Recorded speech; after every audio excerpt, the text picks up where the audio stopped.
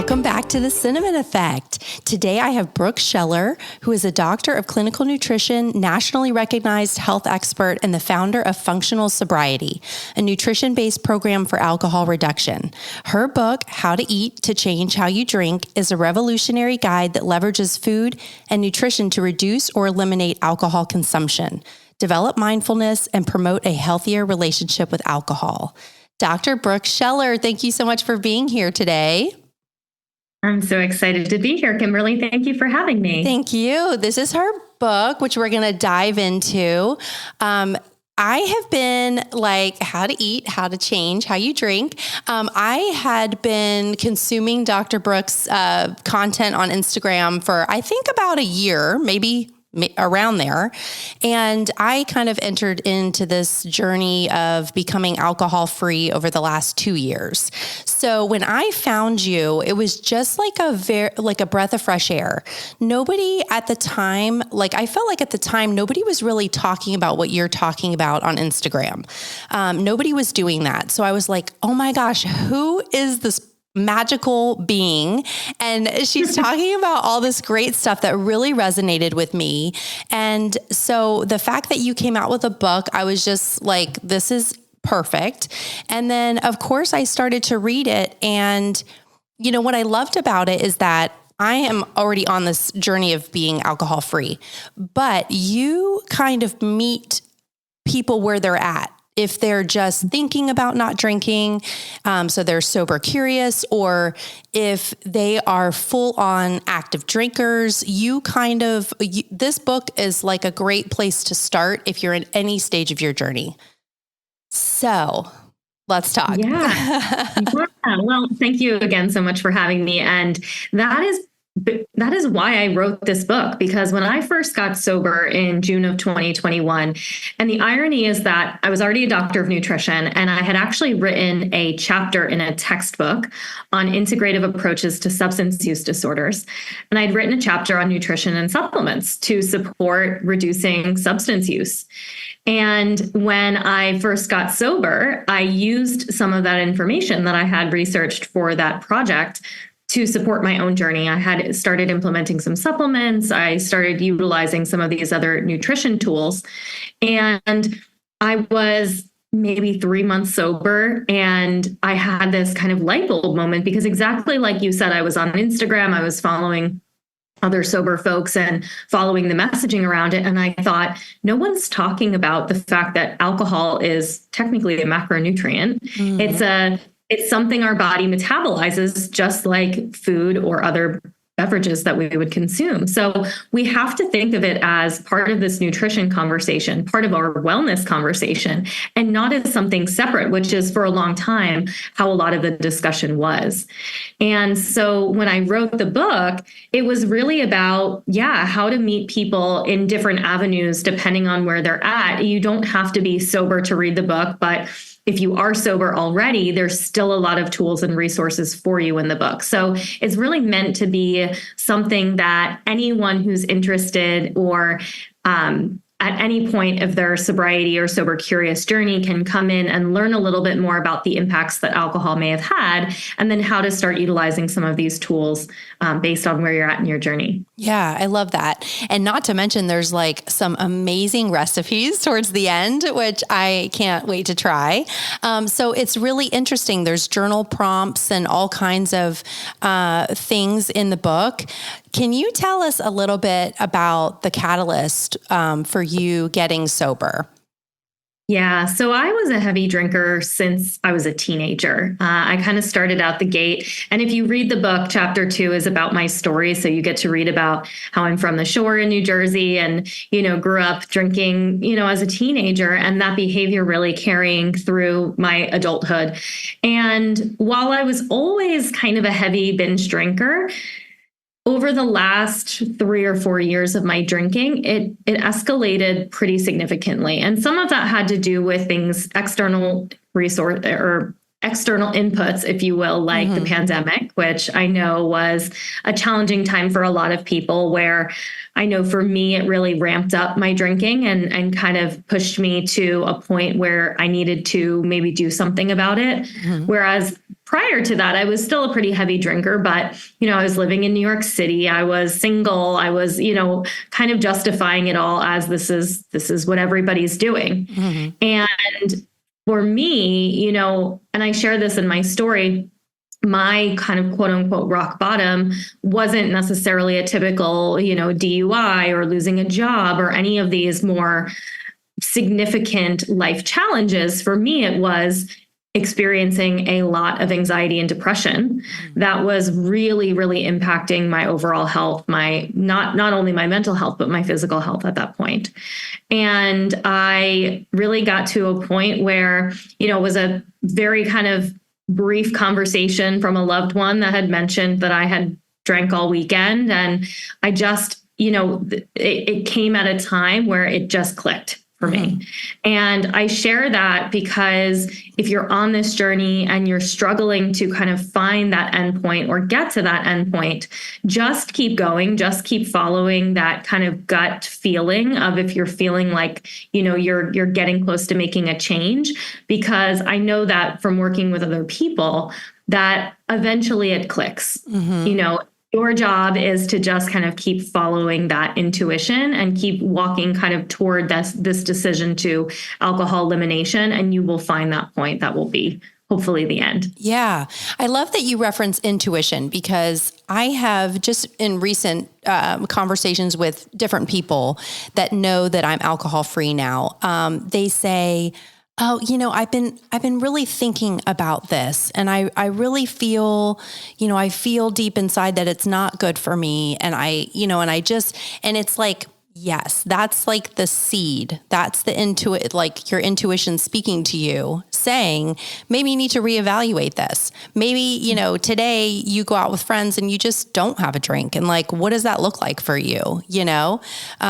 So it is, I think maybe some people are thinking, yes, it has to be a rock bottom. And it really doesn't. It has to be a thought of, I remember thinking, way years ago, probably 5 years ago, thinking, I am not one of those people that can drink like at brunch and then go out to dinner and have a drink. Like I have to do one or the other. So it really started with me of being like, I'm not going to have a drink at brunch if I'm going out later. And that was like the start of a change of like, I'm going to be more conscious about when I'm choosing to drink, what I'm choosing to drink, who I'm choosing to drink with. Like, it's just this whole series of things. And then eventually it clicked for me too, where I was trying to be very healthy and, eat all the organic foods. And you're thinking the same way because you are a doctor of nutrition. So the science of, good food and what you're putting in.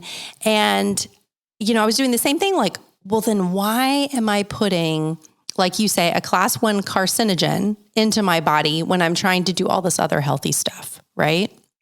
Yeah. And that's kind of one of the really interesting like misnomers in this category is, and I think it's because for so long, alcohol had this, this kind of health benefit, health halo, if you will, that as long as you weren't an alcoholic, quote unquote, and like I'm using that in the extreme sense, that, a little bit of alcohol is okay. And maybe even there's some health benefits to it.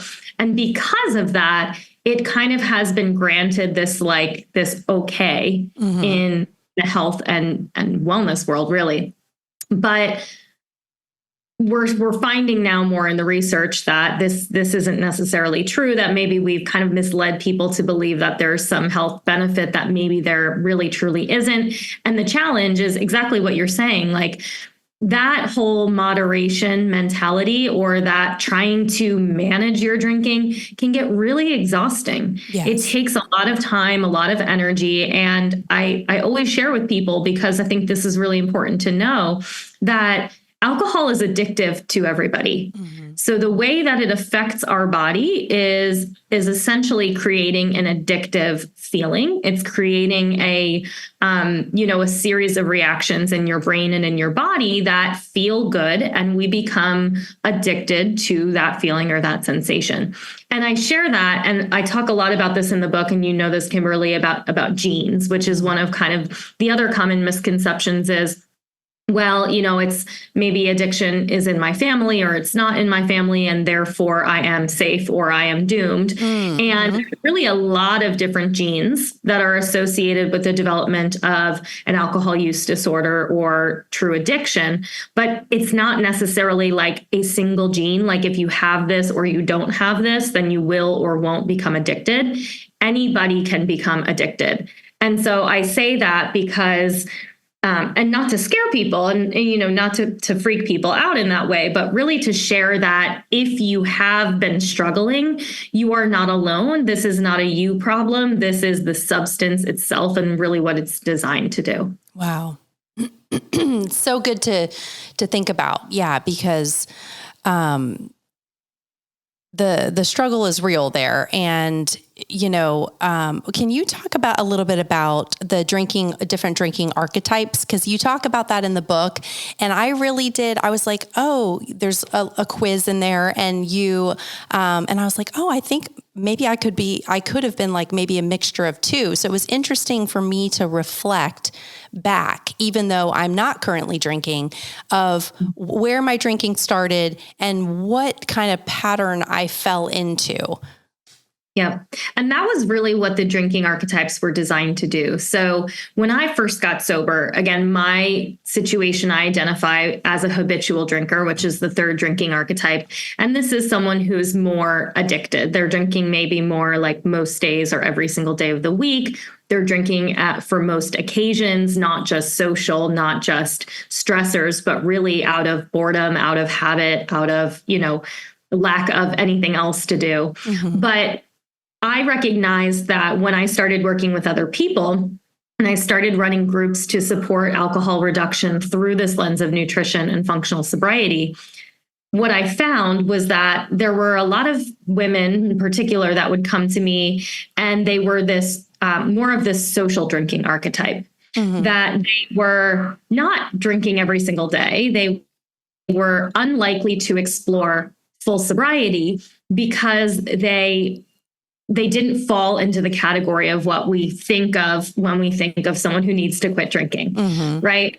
They were still finding that even if they only drank on social occasions, even if they only drank, once or twice a week or on the weekends, that they were still struggling to stop or to say no to that drink. They were struggling to, maybe stop at one drink or two drinks, that once they got started, they felt like they couldn't stop. And so that social drinking archetype really inspired the lens of these three drinking archetypes, because there's a big misconception out there that you need to be a daily heavy drinker in order to be someone who gets sober or quits drinking. And this is not reserved for only those people. If you're not happy with how you feel when you're drinking, if you're not happy with how alcohol affects your life, you are also able to say, I'm going to stop. You don't need to be, again, this habitual or every single day drinker in order to do that. So the three drinking archetypes, we talked a little bit about the social drinker. The second is the stress drinker. And this is someone who drinks mostly for stress reasons. They might drink a little bit more frequently than the social drinker, but a lot of their desires or cravings to drink are associated with stress triggers. So it might be a work environment, it might be a family stress, it might just be high stress in general. And so they're choosing alcohol really to help cope or combat with that stress. And then the third, as I mentioned, is the habitual drinker. And again, this is someone who's drinking more like every day or almost every single day. And as you mentioned, there's, most people have identified with being different ones at different points in time. Yeah. And actually a lot of the people that I work with, and I even identify with myself, is we start as a social drinker, we kind of transition to a stress drinker. And then over time, that if that continues to escalate, we end up as habitual drinkers. A kind of a mixture of all of them. Yeah. So learning about them is so important. Can you talk about how, so nutrition wise, because it's a big part of the book, how, when you are stopping, let's say you are decreasing, alcohol, you're making this conscious decision to kind of decrease your alcohol intake. Where do you start with nutrition? Yeah, that's a great question. So, one thing that I'd love to touch on too is it's important for us to know that alcohol has a lot of different impacts on the body's systems. And because of the way that alcohol affects things like our gut microbiome, the way that it affects and depletes nutrient levels in our body, the way that it affects hormones and our brain, these effects of alcohol on our system are oftentimes what create this cascade effect of us having cravings to drink, or maybe even are experiencing low mood or anxiety, or maybe inability to cope with or manage stress. These effects and the way that we feel from alcohol the things that trigger us, to drink alcohol can actually be effects of the alcohol itself, right? Mm-hmm. So I'll use one example that people are really enjoying learning about these days, which is about cortisol. Mm-hmm. And for those of you listening, you may have heard of cortisol. It's one of our body's main stress hormones. And cortisol is released anytime we're in a state of stress. So if we have, a high stress lifestyle, if we have a high stress job, but cortisol is also increased when we drink alcohol. So if we are already living a very stressful life and we're consuming alcohol to cope with that stress, we feel like alcohol is helping us to relax and to cope with that stress. Mm-hmm. It's actually making our stress worse. It's making us less able to tolerate our stress. And what that's doing is it's causing us to seek more ways to cope with stress.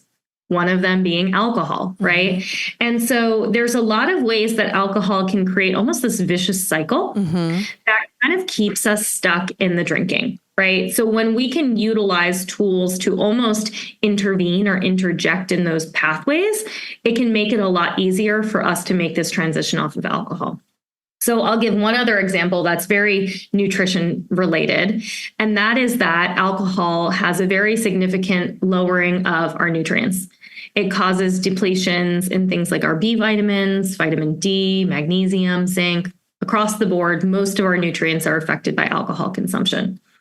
But if we look at something like our B vitamins, which are really important for energy, but also for things like a healthy mood, if we are drinking and lowering these mood benefiting nutrients, we're going to experience things like anxiety or depression. Mm-hmm. And again, what do? We use alcohol to cope. So we create this, again, kind of vicious cycle. So utilizing supplementation or increasing foods that have these B vitamins in them can actually be a really great way to help support the body in coming down off of alcohol. Do you recommend somebody getting, say they're trying to stop drinking, like getting some blood work to kind of see where they're at and then see how they improve over time? I'm a huge fan of doing blood work and lab testing across the board, just because it gives us a lot of information about our body, and it makes it easier for us to know what we need instead of guessing and saying, well, maybe I can benefit from, supplements are always a tricky topic for people because you go to the store and there's a million options on the shelf, right? That's part of why I launched our functional sobriety supplement line, because it kind of takes away some of the guesswork of that. But doing lab testing is something that I recommend for everyone. Not only just to look at nutrient levels, but also looking at things like the liver and how the liver is functioning. Another thing that is something we can look at through blood work is blood sugar and how we're managing blood sugar. And as you know, Kimberly, I talk a lot about blood sugar in the book because this is another key area that we can use food and nutrition to support. So I'll love to kind of, if you're interested in talking more about using things like proteins and all of that to kind of stabilize blood sugar, that's another big tool that people can. I definitely want to dive into that because I did notice when I stopped drinking And I was not even drinking every single day. That was not my thing. I was more of like a social drinker, but when I would go out, I would binge drink. I'd be like, I haven't drank all week and now I'm going to like do it up, you know? But when I stopped doing that, it was like, first of all, I think there are two things that happened to me, and you can, speak on this, but I first felt this mental shift of I'm not drinking alcohol at dinner. Say we go out to dinner. So I can have this piece of chocolate cake because I am not getting that reward, so to speak. And I want to reward myself with something. So that was like something that I can reflect on and be like, oh yeah, I was definitely doing that in the beginning. Secondly, I really did feel an amped up sugar craving for myself. So talk to me about all that. Am I normal? Does this happen for most people? You're very normal. It happens to, I would say, probably 99% of people. I've had like one here and there every once in a while in working with clients. I have an online group, but also work individually with clients. But I also get tons of messages on Instagram and social media of like, oh my gosh, help, my sugar cravings are crazy. Mm-hmm. I will tell you that, like I said, probably 99% of people get the sugar cravings. There's a couple reasons why that happens. So one is what you mentioned about the reward and the feeling of kind of that need for satisfaction or pleasure.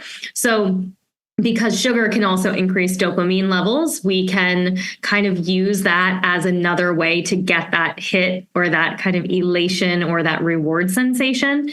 But the other big one that I talk about and really is something that we can have more control over is blood sugar. Mm-hmm. So especially people who have had a history of moderate to heavy drinking, there's a statistic that I share that about 95% of regular drinkers experience blood sugar irregularities. And what that means is that we can have a tendency to have more extremes when it comes to blood sugar. So not only will we maybe experience more high highs with blood sugar, especially if we're consuming a lot of sugar, we're going to have these big spikes in blood sugar. But we also have a tendency to experience more hypoglycemia or low blood sugar. And the low blood sugar is more problematic when it comes to things like cravings, not only for sugar, but also for alcohol. So if we have this tendency to kind of drop into this state of low blood sugar, well, what happens when we experience low blood sugar is we get hangry, we get hungry, we get irritable. Think of the Snickers bar commercial, right? Where we turn into like, a monster until we get something to boost that blood sugar back up. But we really want to avoid getting into that low blood sugar state because that's where we don't have as much control over our choices, right? And one of the big challenges that many people experience with alcohol reduction is willpower, right? That we might feel like we don't have the willpower to say no to a drink, maybe that we're not strong enough. And that is a misconception in some ways, because usually if there's a strong craving or a strong tendency for something, the body is trying to tell us something, right? And oftentimes that really strong craving is actually a manifestation of low blood sugar. And I'll give one other example that is most people struggle in the afternoon, right? Right after work, 5 p.m., the witching hour, many people call it, that maybe if you're listening and you've said like, well, I don't really get the cravings or desires to drink, but at the end of the workday, like I have to have it. And my first question to people is always, well, when was the last time you ate? It might have been lunch 5 or 6 hours ago. It may have been maybe you had lunch, but you had a high carb snack in the afternoon. What is likely happening is you're experiencing low blood sugar and your body is craving something to give you that boost of energy and that boost of blood sugar. That's where we can start to implement tools like adding in an afternoon snack, for example. high protein snacks. High protein throughout the day is really going to help to stabilize this blood sugar and help us to avoid this low blood sugar pitfall. Yeah, I like doing a protein shake in the afternoon. And I know a lot of people do that kind of in the morning or right after working out, but it's like I just need, and it's got like a chocolate protein. So that kind of holds me over till dinner. You know, I can take my son to practice or whatnot and feel like I've got something on my stomach and I feel good. I don't really think I'm struggling, you know, with that per se anymore, but I do know that is such a big problem in the beginning is that sugar. Yeah, it is. And it's normal. So if you're listening and you are experiencing that, or you have experienced that, please know that it's very normal. It is, again, our body signaling to us that there's something out of alignment. And again, that's where we can utilize food and nutrition as our tools and as our allies in that. So again, a high protein snack in the afternoon, but even making sure you're having protein at breakfast, at lunch, at dinner. You really want to avoid meals that are high sugar, high carb by themselves. Mm-hmm. So protein, but you can also add in healthy fats or fiber. That's going to help make that blood sugar response a little bit more normalized throughout the day so that you're not falling into that kind of willpower or having to try so hard to avoid some of these cravings that you might be having. Yeah.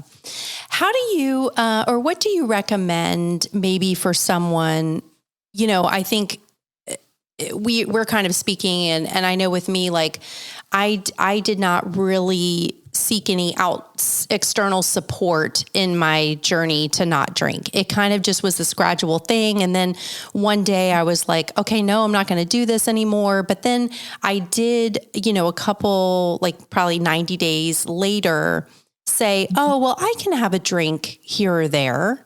And I tried that. And so then but then I thought, if I'm just having one, like what is the point? And I'm just being honest about like my progression into it. And then, you know, it has gone in stages, but what would you recommend for someone that is listening and doesn't feel like they can just quit on their own? They can't just, you know, they wouldn't be able to, you know, read your book and make those decisions. Like it is a little bit of a deeper problem. Yeah. So I always recommend, and I talk a lot about it in the book, is finding community. Mm-hmm. You ideally would find some people around you who have similar goals around alcohol reduction, have maybe gone through it before, are really able to support you and provide insight and information to help guide you. Because oftentimes our circles, whether that be our friends, our family members, our partners, etc., they oftentimes have drank maybe like we did, right? Mm-hmm. So it can be really hard to be the only person making that change and keeping your same environment around you. And really, this is where we have to like white knuckle it and maybe have a lot more temptation around us, because if we're still going to bars or we're still in that environment, of course, it's going to be hard to make that change. Mm-hmm. So one of the big suggestions that I have is finding a community of people who has a similar kind of goal or a similar lifestyle that you are looking for. This is part of the reason that I launched my online community, which is called the Functional Sobriety Network. I got sober in a different community, alcohol-free community. And, you know, there's a variety of different options that exist now today. There used to only be things like Alcoholics Anonymous, mm-hmm. right? Which is maybe more extreme for some people who are social drinkers or who are stress drinkers and aren't drinking every single day, for example. But in today's day and age, luckily, there are a lot of other options where you can find sober or sober curious people who are having this conversation on a regular basis, who are talking about this openly and are making it easier for you to kind of walk that path or find people that you can relate to. So I'll share, for example, in the Functional Sobriety Network, We have women all around the world, and they range everywhere from, having 2-ish years of sobriety to just being brand new on their journey. We have people who are interested in full sobriety. We have people who are more sober curious and are, trying to identify what is the right boundary to have with alcohol. But really what we do in the community is there's daily content. So there's always some type of information that's either related to nutrition or wellness or sobriety. We do monthly challenges. So right now we're running a dry January, but we do other challenges like, sober eating challenges. We do exercise challenges, meditation challenges, for example. We also have weekly meetings. So we have between 7 and 8 meetings per week, different times of the day. We have people all around the world. So always trying to navigate the time zones is a challenge. But in there, some of them are educational. So some of them we're presenting more of this information around nutrition or, a specific topic. Some of them are more open discussion where people are sharing about their stories or their challenges. So it's really a place to connect with others who are like-minded, but also get some of that support and guidance that you need. It's really hard to do this alone, exactly like you said, Kimberly. So having community, but also reading more books on sobriety or sober curious, listening to podcasts, all of these things are really helpful in guiding this decision. And I always suggest just having your toe into one of these a little bit every single day. Yeah. And I guess, looking back, I kind of started with Instagram accounts and, found you and found a couple other people and just promoting this, sober lifestyle or alcohol-free lifestyle. And it is like a little support system there. So I love that you have the network. How can people join that network? Yeah. So if you head to functionalsobriety.com, you can find out more about the network, about our online course, about our supplements, all of our other great options that are really utilizing and leveraging nutrition and wellness as a tool to support your alcohol-free journey. When did you, kind of just more of a personal question, but when did you realize, I know when you stopped drinking, you were already a doctor of nutrition, but when did you realize this was how you needed to bring this to the world and talk about this? What was that light bulb that went off for you? Yeah. So, there are no coincidences. I believe that. And, I come from a long line of addiction and alcoholism in my family. And, prior to getting sober, I was always like, I'm going to prove that I don't have a drinking problem. And I'm going to prove that, you could be healthy and drink alcohol. And I was really on this mission to justify my drinking behaviors. And, when I first got sober, I struggled with a lot of the shame that people do in having to say, I had a problem. This was something that I really struggled with and, needed help and support on.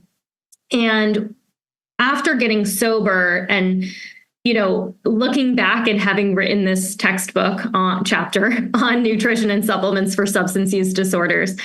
And again, looking around, and I did the same thing. I followed a bunch of sober Instagram accounts. I unfollowed all of the accounts that I was following that were glamorizing hangovers and glamorizing alcohol abuse, which is something I also recommend you doing if you're struggling. Yeah. There's a lot of that out there for sure. Yeah. Yes. And it really makes you feel better when you're hungover and when you're struggling to see that other people are struggling. Yes. But it's also when you get sober, you really realize how influential some of these things can be on our choices. And, I look back now and it really was a light bulb moment. Like I said, I was 3 months sober. It was September of 2021. And I realized no one was talking about the health aspect of this, the ways that alcohol affects the gut and the hormones and the nutrients and all of these things that contribute, to our behaviors or our choices around alcohol. And, I really felt like I got hit by a lightning bolt that said, I have to write a book on this. Wow. And I had wanted to write a book my whole life, never knew what I would write a book about. didn't know anything about the process, didn't know how to get an agent, didn't know how to get a book deal, none of these things. Yeah. This light bulb came over me that I had to do this, and all of the doors started opening. And I share this because, and I share this a lot in the book, you know, Kimberly, that like sobriety and eliminating alcohol removes so many barriers from your life. Yeah. Like it is one piece of the puzzle of our lifestyle, right? But it is something that sabotages every element of our well-being. Mm-hmm. It sabotages our mind, our mental clarity. It sabotages our connection to ourselves, to our higher power, to our purpose. It sabotages our mental health. It sabotages our physical health. And it's really something that gets in the way of our ability to set and achieve goals. Mm-hmm. That I know for me, I had goals that I had been carrying over year after year on my like yearly goals list, one of them being write a book. And after I got sober, and I share this in the conclusion of the book, in my first year of sobriety, I achieved 3 of the huge goals that I had for years. Wow. I started writing a book, I started a business, and I ran a half marathon. Wow. And yay. Yeah. And every time I talk about it, it brings tears to my eyes because it was that one thing that was holding me back from so many different things that I knew I had inside of me. Mm-hmm. And there's a friction that exists when we are drinking, and we know it's that intuition, right? Mm-hmm. That we're meant for more, that we're capable of more, that we're able to do more. But alcohol keeps us really small. Yeah. It keeps playing small. It really does. I mean, the vicious cycle you talked about in the beginning, it's, you know, you're drinking to relax and then, but you don't, you know, the next day I feel like in my personal experience, I would wake up and be like, oh my God, what, you know, did I say something crazy? It was this whole like day after letdown, depression, you know, and then that translated into eating poorly, you know, trying to lay on the couch all day, you know, nursing a hangover or whatnot. So I completely agree with you. I'm like so inspired by that story because I do think it opens up an entirely new world. And when you're not thinking about where you're going to go to get your next drink, there's so much you can do with that time and energy, you know?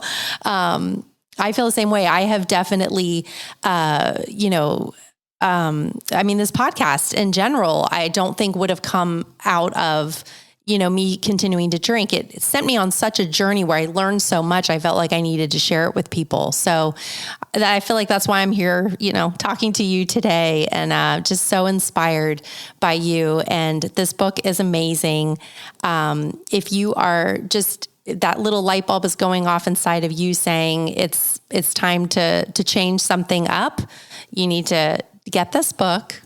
Here it is. And also, you don't have to be committed yet, right? Like if you're hearing this and you're just like a little curious, but maybe you're afraid of the idea of really what alcohol elimination would look like for you. Mm-hmm. I know for me, I had no idea how to live without alcohol. Mm-hmm. I had used it since I was a teenager. You know, I had no idea how to survive, you know, a stressful day, a breakup, you know, going to a big event like a wedding. Mm-hmm. And it's really hard in the beginning to fathom how you will live without it through all of these things if you haven't experienced that before. But your goal is to just, again, start following that intuition. Don't think so far ahead. Don't start to worry about what's going to happen a year from now or months from now or even weeks from now. Your job is, if you're feeling that kind of call or that urge, is to just start exploring a little bit more, right? Mm-hmm. Picking up a book like How to Eat to Change How You Drink is something that can just kind of start the process for you, can start you thinking in this new direction and just give you a little bit of insight to kind of help you get started. You don't have to make a decision right away, but it's just something that can help you kind of start the process. Yeah, I love how you talk about you're just focusing on today. You're not worrying about, you know, whether you're going to have a glass of champagne at your son's wedding, you know, which is one thing that I thought in the beginning, well, like, I don't know if I can say, I'm never going to drink again. Right. But now I really feel like I'm in a place where I'm like, yeah, I can probably say that I'm never going to drink again. I mean, and that feels like it's in a really good place and not like a place of like lack or, elimination or, It's really hard to say that until we've experienced life without alcohol. Like once we start having these experiences and we gain a little bit of confidence in going through difficult times, happy times, celebratory times without it, it's hard for us to fathom how that's possible. So try to, keep it in the day, keep it, where your hands are, where your feet are. And even just by saying, I'm not going to take a drink today, just this one day can help you get a little bit stronger for the next day. Yeah. But working that muscle, you're basically working a muscle and the confidence that you can trust yourself in making that decision to not drink. Right. Yeah. I love that. To wrap up, I just want to know, I talk about wellness a lot on the podcast, different types of wellness. What are some practices that you rely on in your wellness toolbox? Yeah. So I'm a big meditator. I meditate every day, at least once a day, typically twice a day, sometimes 3 times a day, every single morning. For how long each session? Usually between 15 and 20 minutes. Okay. Just kind of short stints. On the weekends, if I have more time, sometimes I'll do longer, hour-long meditations, but I utilize guided meditations very often. And that's a tool that is really helpful, especially if you're new to meditation or if you need a little bit of support in getting your mind into that right state. Is there anything you recommend? Sorry to interrupt. Is there anything you recommend? Yeah. I'm a huge fan of the Insight Timer app. Okay. As you can go in and type in anything you want. You could type in morning meditation, you could type in anxiety meditation, sleep meditation, and you'll get a huge list of different ones. Okay. So I really love that tool. I think it's a really great one and it's free. I also am a huge fan of EFT, emotional freedom technique, or tapping, especially because many of us who have had a history of drinking we have dysregulation in our nervous system. And part of why we drink is to manage that dysregulation in the nervous system. So EFT does a really great job of helping to balance and normalize the nervous system. So I love that. And then of course, nutrition and supplementation. I'm a huge fan of utilizing supplements in the appropriate way to help restore nutrient levels, but also to support mood, to support relaxation, to lower anxiety. And I talk about a lot of those supplements in the book. So if that's something you're interested in learning more about, I highly recommend checking that out. Yeah. You have a recipe. I think I saw you on Instagram. You made it some kind of bread. What is that bread called? It's called Magic Protein Bread. Magic Protein Bread. I was like, I got to make that. It's 3 ingredients. It's high in protein and it is gluten-free, dairy-free, all that good stuff. It is splendid. It's in the recipe section in the back of the book under, I think, sweets and treats or snacks. Yeah, I think I saw that 3 ingredients and I was like, wait a second, like, how is that even possible? So I think I can manage 3 ingredients and try it. If nothing else, that's the best. Get the book for the recipes because there's some really great recipes that help for supporting the liver, the gut, balancing the nervous system, all of these good things. Yeah, there's some amazing recipes, some mocktails, all kinds of fun stuff in there. So yeah, it's really great. Okay, so tell people how they can find you. Yeah. So if you want to follow me on social, I'm most active on Instagram at Dr. Brooke Scheller. But you can learn more about me and my programs at functionalsobriety.com. There you can learn more, as I mentioned, about our network, our online coursework, which you can kind of download our tools to help create your nutrition and supplement plan, but also our supplement packs that are designed for the sober and sober curious. Awesome. I really appreciate you being with me today. Thank you so much for all this information. You guys go out and get her book, How to Eat to Change How You Drink. There it is. Dr. Brooke Scheller. Thank you so much. Thank you, Kimberly. If you guys enjoyed today's episode, please like, review, share it with someone you love, and I'll see you next time on The Cinnamon Effect.